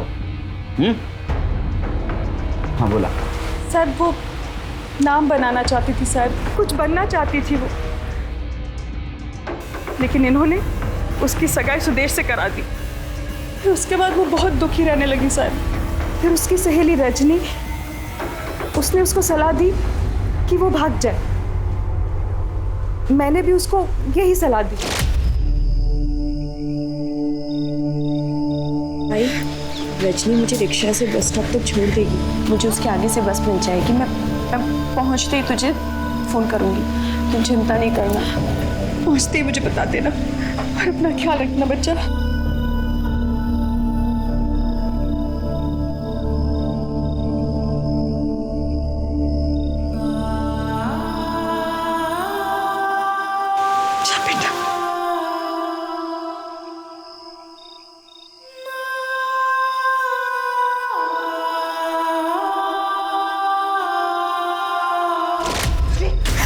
मुझे लगता था खाली उसकी तरफदारी कर रही है तू, मुझे ये नहीं पता था कि तू उसको भागने में मदद करेगी। टोका फिर लगा साहब उससे अंदर कर दूंगा। चुपचाप खड़े रहो। हाँ फिर वो रजनी की काकी है कोई आरती साड़वे, उसके पार्लर में काम करने लग गई। वहाँ से बराबर मुझे पैसा भेजती थी। फिर 1 महीने बाद उसने वो नौकरी छोड़ दी। फिर किसी कदम मैडम के यहाँ नौकरी कर रही थी, वहाँ थी तब भी पैसा भेजती थी वो मुझे। आखिरी बार कब बात हुई आपकी मनीषा से? यही 10 दिन पहले। बहुत खुश थी उस दिन, फिर दोबारा फ़ोन ही नहीं किया उसने। आपको पता है वो कहाँ है, कैसी है? दरअसल मैडम हमें लगता है कि मनीषा का मर्डर हो गया। ये फोटो देखिए, ये टैटू बॉडी के हाथ पे बना था। क्या आप पहचानते हैं इस टैटू को? भेज और शेर भेज उसको। मार दिया ना उसको, अब खुश है तू? अरे यहाँ रहती, शादी करती तो जिंदा तो रहती कम से कम। अरे मार दिया रे, मेरे बच्चे को मार दिया रे।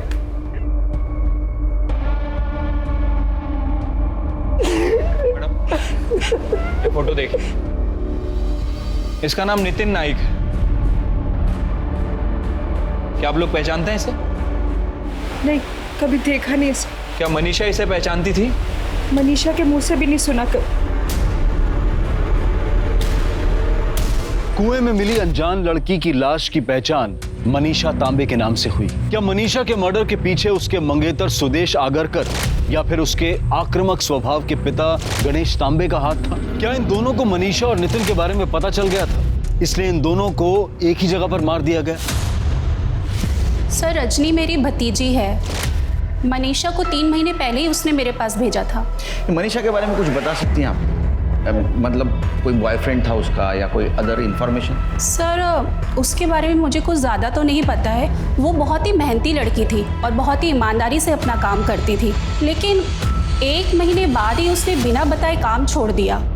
सर, एक बात और, वो देखने में बहुत परेशान लग रही थी, लेकिन कभी उसने परेशानी की वजह नहीं बताई। अब आपके पास तो इतना स्टाफ है, तो किसी के साथ तो उसकी अच्छी दोस्ती हुई होगी जिसको उसने अपने प्रॉब्लम के बारे में बताया होगा। हाँ सर, एक लड़की है छाया राणे, वो उसी के साथ पीजी में रहती थी, शायद उसे कुछ पता हो। सर, मनीषा को घर में पीछे रख के मैंने बहुत बड़ी गलती की। ठीक है सर। सर, एहसान और दोस्ती के बदले में उसने हमारे साथ जो कुछ भी किया उसे माफ नहीं किया जा सकता। अच्छा, उससे रेंट नहीं लेते थे तुम लोग? सर, रेंट तो देती थी, पर रेंट में हमारे पैसे हमें वापस करती थी।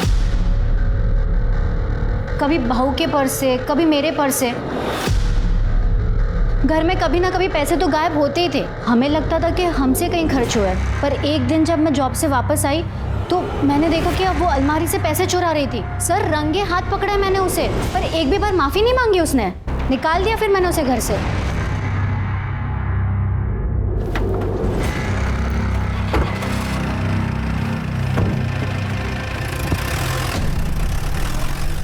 सर, नितिन की पोस्टमार्टम रिपोर्ट के हिसाब से उसकी मौत सुबह 5 बजे से 7 बजे के बीच में हुई है, और सर मौत कुएं में डूबने की वजह से ही हुई है। रिपोर्ट में ये भी मेंशन है कि उसके गले पर नाखून के खरोच के निशान है, लेकिन प्रॉपर निशान नहीं है। मतलब सर, ये हो सकता है कि किसी ने उसका गला दबाने की कोशिश की, लेकिन पूरी तरह से गला दबा नहीं पाया। यस शिरके, इसका मतलब ये मर्डर है, सुसाइड नहीं। यानी उसको कुएं में किसी ने धक्का मार के गिराया, और ऐसे आदमी ने गिराया जिसको पता था इसको तैरना नहीं आता। एक काम करो शिरके, नितिन के घर से ये खड़की के कुएं तक का सारा सीसीटीवी फुटेज कलेक्ट करवा। हो सकता है मर्डर उसको फॉलो कर रहा हो। ठीक है सर। तृप्ति, डीएनए रिपोर्ट की कोई अपडेट? सर, डीएनए रिपोर्ट अभी नहीं आई है, पर जल्दी आ जाएगी सर। सर, एक औरत आई है, आपसे मिलना चाहती है। बोल रही है कि मनीषा तांबे के बारे में कुछ बताना चाहती है। सर, मैं मंजरी, छाया रानी की पड़ोसी। बोलो। सर, मैं अक्सर मनीषा को ब्यूटी ट्रीटमेंट के लिए घर पे बुलाया करती थी, और एक दिन मुझे बाल स्ट्रेट करवाना था और मैंने उसे घर पे बुलाया था। और फिर एक सेकेंड ना दीदी।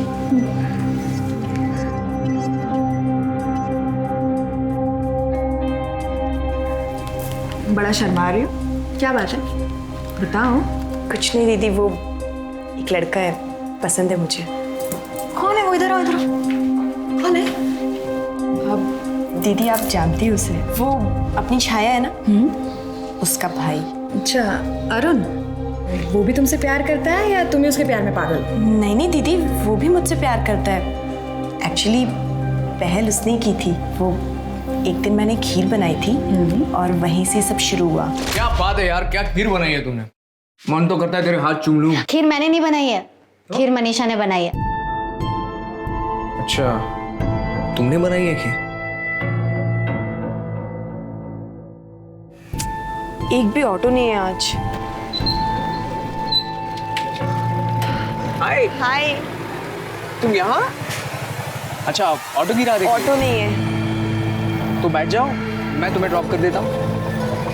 अरे सोचो मत, मैं भी वहीं जा रहा हूँ तुम्हारी पार्लर की तरफ। आओ।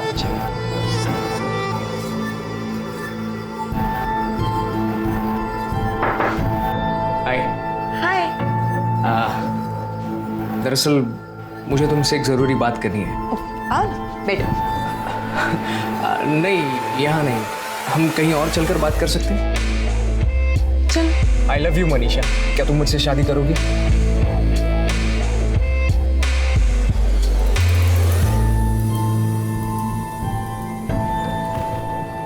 आई लव यू टू। तो बात आई लव यू तक पहुंच चुकी है, आगे भी कुछ हुआ है? दीदी, बात आगे बढ़ चुकी है।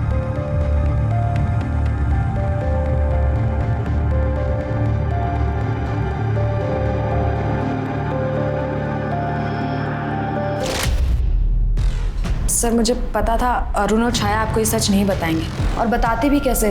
वो दोनों मिलकर भोली वाली मनीषा को जानबूझकर धोखा दिया। मतलब? सर, एक पैसे वाली लड़की के साथ अरुण की ऑलरेडी सगाई हो चुकी थी और मनीषा को इस बारे में कुछ नहीं पता था। मैंने उसे सब कुछ बता दिया। वो बहुत दुखी हुई और उसने अरुण और छाया से इस बारे में बात की। इतना बड़ा धोखा दिया तुमने मुझे अरुण, वो भी किस लिए? सिर्फ मेरे साथ। छी, शर्म नहीं आई तुम्हें? क्यों नहीं बताया तुमने मुझे कि तुम्हारी एंगेजमेंट हो चुकी है? बताओ, क्यों नहीं बोला तुमने मुझे? बोलो। क्या है, तू इस पे क्या चिल्ला रही है? और तू खुद मेरे भाई पे डोरे डाल रही थी, समझी ना? और बताने का क्या मतलब है? पूरी दुनिया को पता है इसकी एंगेजमेंट हो गई है और तुझे नहीं पता। चाहे तू कैसे बोल सकती है ऐसे? तुझे लगता है अगर मुझे पता होता मैं इसके आसपास भी भटकती? जा रे, तू बकवास कर रही है। अगर लड़की सामने से इशारा कर रही है तो दुनिया का कौन सा आदमी मना करेगा? हाँ, तुम दोनों ने मिलकर धोखा दिया है मुझे। तुम दोनों ने। हाँ, दिया धोखा। क्या कर लेगी? बोलना, क्या कर लेगी? इस धोखे ने मनीषा को बुरी तरीके से तोड़ दिया था, पर उसके बावजूद वो अपने बारे में नहीं सोच रही थी। वो अरुण की मंगेतर के बारे में सोच रही थी और उसने उससे जाके सब कुछ बता दिया। वो सब जानकर उसकी मंगेतर ने सगाई तोड़ दी और इस बात पे अरुण को बहुत गुस्सा आया था। निकल बाहर। दफा हो जाए यहाँ से। जिंदगी बर्बाद करके रख दी है तूने मेरी। जब मेरी जिंदगी बर्बाद कर रहे थे तब खुद पे आया इतना गुस्सा? नहीं ना? अब समझ आ रहा होगा जब खुद के साथ ऐसा होता है तो कितना बुरा लगता है। मैं दुआ करूंगी भगवान से तुम्हारी शक्ल ना कभी देखनी ना पड़े। और छाया, ऊपर वाला ना करे तुम्हारे साथ कभी ऐसा हो। जिस दिन होगा ना तब समझ में आएगा कैसा लगता है जब कोई प्यार के नाम पे तुम्हें बेवकूफ बना रहा होता है, तुम्हारा इस्तेमाल कर रहा होता है।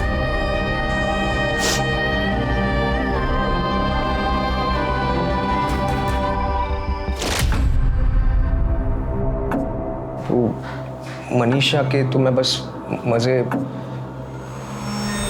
मजे लेना चाहता था। करते वक्त शर्म नहीं आई? बोलने में शर्म आ रही है? सच बताओ, तुमने टारगेट किया ना मनीषा को? और वो चोरी का इल्जाम? वो सर, हमने झूठ बोला था। वो ये मनीषा से बोर हो गया था और सर उसे डर भी लग रहा था कि कहीं इसके मंगेतर को इसके अफेयर के बारे में ना पता चले, तो मनीषा से पीछा छुड़ाने के लिए मैंने मदद की थी और कुछ नहीं किया सर मैंने। पीछा छुड़वाने के लिए मदद की थी या मारने के लिए? सर, ये क्या बात कर रहे हो आप? हम थोड़ी मर्डर करेंगे। उसके मंगेतर के साथ उसका झगड़ा हुआ था। बहुत हो गया तेरा नाटक, अभी मेरे को कुछ नहीं सुनना है। तो अभी के अभी मेरे साथ घर चल, हम कल ही शादी कर लेंगे। चल। अरे छोड़ो मुझे, नहीं करनी है मुझे शादी तेरे से। सुना तूने? हाँ सुना। तेरे बोलने से क्या होगा? साकर पूड़ा हुआ है हमारा, और तेरे बाप ने ना मुझसे 5 लाख रुपए लिए, ध्यान में रखना। साकर पूड़ा हुआ है ना हमारा? साकर पूड़ा हुआ है ना? ये जेल साकर पूड़ा टूटला, और जो पैसे तूने बाबा को दिए हैं वो जाके उन्हीं से ले। नल्ला समझती है मुझको? अगर मुझसे शादी नहीं करेगी ना तो मार डालूंगा मैं तुझे। चल निकल अब यहाँ से। हो गया द एंड। तेरी मंगनी टूटी थी ना, उसके वजह से तू गुस्सा था, इसलिए तूने बदला लिया और तूने मनीषा को मार दिया। नहीं सर, मैं कसम खा के कहता हूँ, मैंने उसे नहीं मारा। मैं तो ये तक नहीं जानता था कि वो कहाँ चली गई। लेकिन जितना गुस्सा मैं उससे था, उससे कहीं ज्यादा नफरत उसका बाप उससे करता था। उसका बाप? तेरे को कैसे पता है उसका बाप उससे नफरत करता था? सर मैंने अपनी आंखों से देखा। बाप हो तुम्हारा, जो मैं कहूंगा ना वही तुम करोगी, समझी? बस हो गया तुम्हारा ये नाटक। अपने पैरों पे खड़ा होना है, अपने पैरों पे खड़ा होना है। हाँ, ये ऐसे कपड़े पहन के खड़ी रहोगी अपने पैरों पे? तो अभी क्या भी घर चल। वो सुदेश रोज आकर बैठता है, क्या जवाब दूंगा उसको? पापा, वो सुदेश अब भी क्यों घर पे आता है? उसने बताया नहीं आपको? मैंने उसके साथ सगाई तोड़ दी है और जो पैसे आपने लिए वो तो आपको वापस करने पड़ेंगे ना। क्या बोली तू? सगाई तोड़ दी तूने? अभी क्या भी घर चल। मार दूंगा तेरे को मैं। मारना है तो मार दो, मर जाऊंगी उस नरक में, वापस नहीं जाऊंगी। आपने और सुदेश ने अगर मेरे साथ जबरदस्ती की ना तो मैं पुलिस स्टेशन जाके आप दोनों को अंदर करवा दूंगी। आपको जेल भेजेगी? आपको जेल भेजेगी? बाबा छोड़ो, नहीं जाऊंगी बाबा, नहीं जाऊंगी। मनीषा, तुझे कहानी बता रहा है ना, ये सच है या झूठ हम पता करके रहेंगे, समझा? चिरके सर, इसका डीएनए मनीषा के फिटनेस से मैच करवा। शहर छोड़ के जाने का नहीं जब तक केस चल रहा है। हाँ?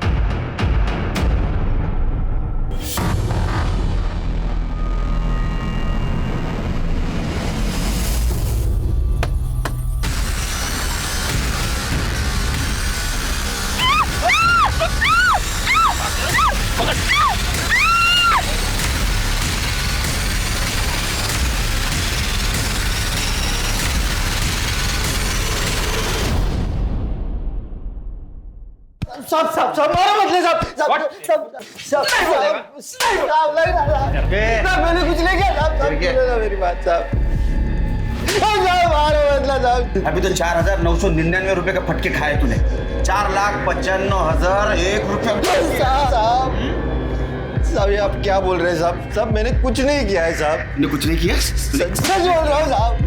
तूने मनीषा का पीछा किया जब वो आरती सालवी के पास काम करती थी। बाद में वो कदम के पास काम करने गई तब भी तूने उसका पीछा किया। इतना ही नहीं तो तूने उसके साथ शादी करने की जबरदस्ती की। नहीं, जब उसने नहीं बोला तो उसको मार के खड़की गांव के कुएं में डाल दिया ताकि उसको कोई पहचान ना सके। नहीं साहब, मैंने किसी को नहीं मारा है साहब। हाँ ये बात सच है कि मैं उसका पीछा करता था, उसको एक बार मिला भी हूँ साहब, लेकिन साहब उसको मनाने के लिए, क्योंकि मुझे उसके साथ शादी करनी थी साहब। लेकिन उसने मुझसे सगाई तोड़ दी साहब, अंगूठी तक मेरे मुंह पे मारा साहब। फिर मैं उसके बाप के पास गया क्योंकि मुझे पता था कि अगर उसे कोई मना सकता है तो उसका बाप ही है। लेकिन मैं उसको ये नहीं बताया कि उसने मेरे साथ एंगेजमेंट तोड़ दी है ताकि वो अपना हाथ पीछे ना ले सके। साहब मुझे तो बस उसके साथ शादी करनी थी, बस और कुछ नहीं साहब। साहब मैं किसी को नहीं मारा है साहब, सच सच सच बोल। साहब आइकर मारा साहब, मैंने कुछ नहीं किया साहब, मैंने कुछ नहीं किया सर। साहब मैंने कुछ नहीं किया, सच बोल रहा हूँ साहब, मैंने कुछ नहीं किया साहब। तू बोलेगा या मैं बोलूं? बताता हूँ साहब, बताता हूँ सब। मेरे को मालूम था रजनी ने मनीषा को भागने के लिए मदद की है। फिर मैंने उसको डराया, धमकाया।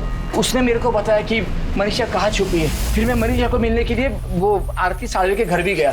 मनीषा मेरे को पिंपरी में मिली। मैं उसको बोला घर चलने के लिए, बहुत बार बोला, नहीं मानी वो। उससे तो ये भी बोला कि सुदेश के साथ की सगाई उससे तोड़ दी है साहब। मतलब तुमने मारा है ना मनीषा को? कैसे बाप हो तुम? क्या बोल रही है तू? क्या बोलती है तू? मैं क्यों मारूंगा अपनी बेटी को? सुना ना, जब तेरी बीवी तेरे ऊपर भरोसा नहीं करती तो हम करें।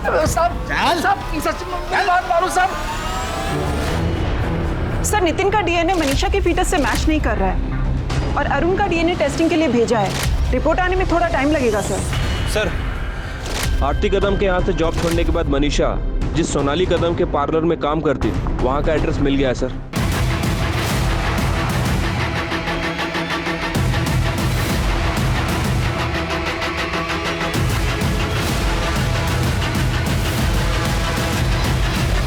देखिए ब्लश कर रहे हैं ना?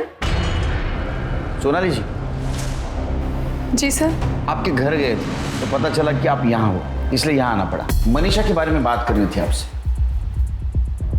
मनीषा? सर मनीषा बहुत मेहनती और ईमानदार लड़की थी। अभी 2 महीने पहले ही हम लोगों ने साथ में काम शुरू किया था और हम यहाँ पास में ही रहते हैं as a paying guest. Manisha को आप आखिरी बार कब मिली? करीब 1 हफ्ता पहले, जब वो बोल के गई थी कि वो गांव जा रही है और बहुत जल्दी वापस आ जाएगी। मनीषा का कोई बॉयफ्रेंड था? मैम मनीषा बहुत फ्रेंडली लड़की थी और उसके बहुत सारे दोस्त थे जिनमें लड़के भी थे। अब उसका कोई बॉयफ्रेंड था या नहीं था मुझे नहीं पता। ये फोटो बघा, इसका नाम नितिन है, पुणे का रहने वाला है। क्या मनीषा ने कभी इसके बारे में जिक्र किया था? नहीं सर, अब नितिन नाम की किसी भी लड़के का उसने जिक्र नहीं किया था। लेकिन हाँ सर, एक बात है, जब भी वो परेशान होती थी तो किसी को फ़ोन या मैसेज करती थी। ओ मैडम, हेलो, पाटिल मैडम का आज अपॉइंटमेंट है, तू गई नहीं? हाँ दीदी, वो एक्चुअली। तू फ़ोन क्यों छुपा रही है? क्या है? कुछ भी नहीं। तू किससे चैटिंग कर रही? तू फ़ोन दीदी है ना, कोई स्पेशल है? मैंने उसे कई बार पूछा उसका नाम, पर उसने नाम नहीं बताया। बस इतना कहा कि कोई है जिसकी वो बहुत रिस्पेक्ट करती है। और कोई बात जो आप हमें बताना भूल गई? पर हाँ सर, उसके पास फ़ोन नहीं था तो मैंने उसे अपना फ़ोन और सिम कार्ड दिया था जो काफ़ी टाइम से बंद था, तो वो नंबर वही यूज़ कर रही थी। नंबर बताइए। सर ये नंबर है। तृप्ति, चेक करके देखो। सर ये वो नंबर नहीं है जो सुदेश ने हमें दिया था। मनीषा ने अपना फोन नंबर क्यों बदला? उसने अपने मोबाइल नंबर की बजाय सोनाली के सिम कार्ड का इस्तेमाल करना क्यों शुरू किया? पुलिस ने मनीषा के दोनों फोन्स के कॉल रिकॉर्ड्स निकलवाए, लेकिन मनीषा और नितिन के बीच में कोई कांटेक्ट नजर नहीं आया। हालांकि मनीषा के कॉल रिकॉर्ड्स में एक नया नाम सामने आया, विमल सेठी। हाँ सर, मैं जानता हूँ मनीषा तांबे को, दोस्त है मेरे। सिर्फ दोस्त या और कुछ? नहीं सर, आप जैसा सोच रहे हो वैसा कुछ भी नहीं है। मेरी अच्छी दोस्त है बस। ये अच्छी दोस्ती बनी कब से? एक्चुअली सर, मनीषा एक ब्यूटिशियन है। कुछ एक्स्ट्रा पैसे कमाने के लिए वो बाहर के काम भी लेती है, तो कभी कभार मेरी बहन का फेशियल करने के लिए वो घर आती है। तभी उससे पहचान हुई और मेरी अच्छी दोस्त भी बनी है। बहुत अच्छी लड़की है सर। पर बात क्या है सर, आप उसके बारे में क्यों पूछ रहे हैं? उसका मर्डर हुआ है। सर मनीषा का मर्डर? उसे कोई क्यों मारेगा सर? किसी पे शक है तुम्हें? नहीं सर, बहुत भोली लड़की है वो, किसी के साथ कोई दुश्मनी भी नहीं थी।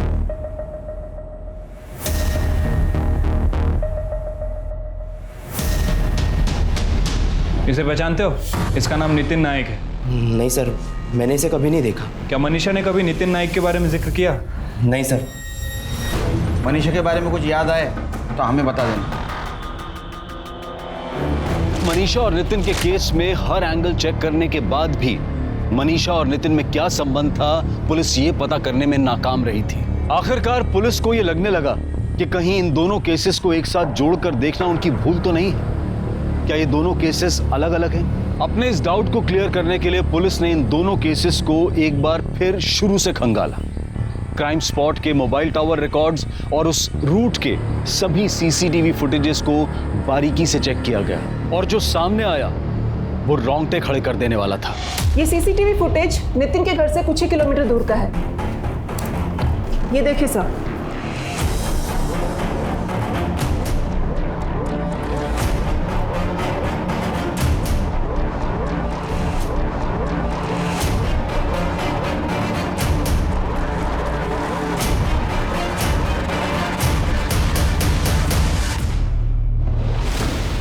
जा, मर जा। बाबा, तुझा बाबा। बाबा, बाबा वो गलती हो गई मेरे से, प्लीज माफ कर दीजिए। तू 3 बार फेल हुआ बेटा। मैं लोन पे लोन ले रहा हूँ, दिन रात मैं ओवर टाइम कर रहा हूँ, मैं हिम्मत नहीं हार रहा हूँ। तू एक फेल क्या हो गया, जिंदगी से हार गया? नहीं बाबा, मैं प्रॉमिस करता हूँ आपको कि मैं खूब मेहनत करूंगा और मैं अच्छे नंबर से पास होऊंगा। आपकी कसम बाबा, आगे से ऐसा नहीं करूंगा। नहीं, तुझे मरना है ना, तू मर जा बाबा, लेकिन गलती होगी। माँ बाप के बारे में मत सोच तू बाबा, तू मर जा बाबा। मैं कैसे निकाल रहा हूँ? मर जा।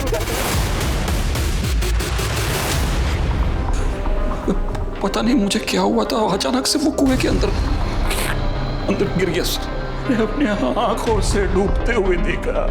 कहते ना, औरत में आदमी से ज्यादा धैर्य होता है। तुम्हारे पत्नी के सामने उसने 3 बार सुसाइड करने की कोशिश की और तीनों बार तुम्हारे पत्नी ने उसकी जान बचाई, पर तुम पहली बार अपना धैर्य खो बैठे। बच्चे की याद में छोड़ो अभी जेल में।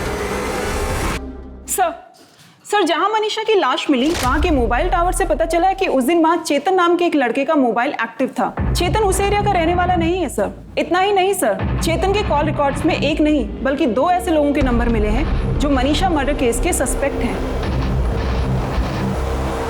कौन है वो दोनों? बहुत होशियारी दिखाई, बहुत दिमाग लगाया, बहुत प्लानिंग की, लेकिन कुछ फायदा नहीं हुआ। मर्डर का प्लान करते वक्त कभी भी तुम दोनों एक दूसरे से मोबाइल पे बात नहीं करते थे।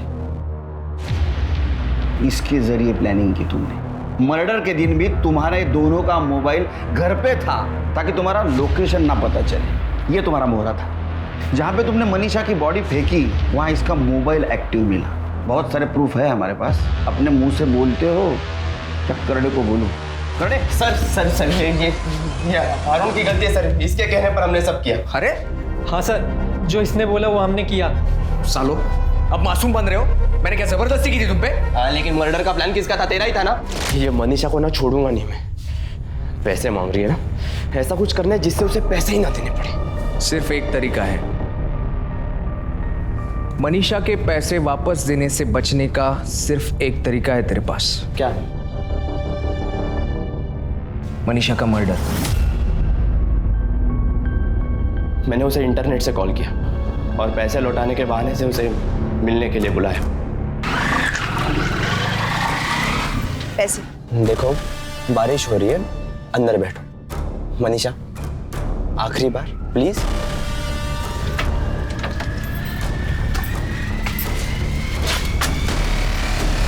पैसे?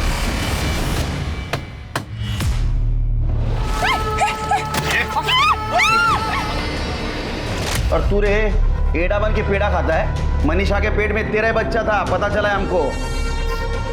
सर मैं और मनीषा एक ही गांव के थे, पिंपले गांव। ये अरुण ने उसे धोखा दिया तो वो काफी दुखी थी और मैंने उसी चीज का फायदा उठाया। मनीषा प्लीज प्लीज रोना बंद करो, रोना बंद करो प्लीज। हम एक ही गांव के हैं, एक दूसरे को अच्छी तरह से समझ सकते हैं। मुझे लगता है हमें एक दूसरे का सहारा बनना चाहिए। मैं हमेशा तुम्हारे साथ रहूंगा। बड़ी आसानी से सर वो मेरी बातों में आ गई, बहुत बोली थी।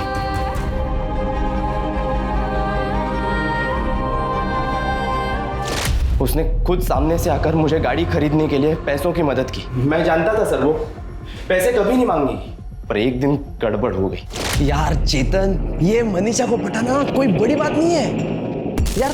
मैंने क्या किया, एक दिन उसका हाथ पकड़ा, उसको झूठी मूठी प्यार की हमदर्दी जताई। मैंने कहा कि हम दोनों एक ही गांव के हैं और दूसरे दिन भाई सीधे बिस्तर पे। वाह विमल, और तुम बोलते हो तुम दूसरों से अलग हो? मनीषा बदतमीज हो तुम। मनीषा मनीषा रुको रुको रुको। हाथ मत लगाओ मुझे यार, वो मैं ऐसी ही बात कर रहा था यार। किस तरीके की बातें कर रहे थे तुम मेरे बारे में? हाँ, मैंने विश्वास किया था तुम पे और तुमने धोखा दिया है मुझे। सॉरी, मैं हाथ। मनीषा लोग सुन रहे हैं, प्लीज प्लीज। हाँ तो देखने दो ना लोगों को। तुम अभी के अभी मेरे पैसे वापस करो। मैं देता हूँ, मुझे हफ्ते भर की मोहलत दो यार। तुम सारे के सारे मर्द घटिया और एक जैसे होते हो। सारे सोसाइटी के सामने सर मेरा तमाशा करके रख दिया उसने। मैं मनीषा से बहुत नफरत करने लगा था सर। उसकी वजह से मेरी सगाई टूट चुकी थी। बर्बाद करके रख दिया था उसने मुझे। नफरत करना है ना तो खुद से करो। तुम इंसान नहीं, जानवर हो, जानवर।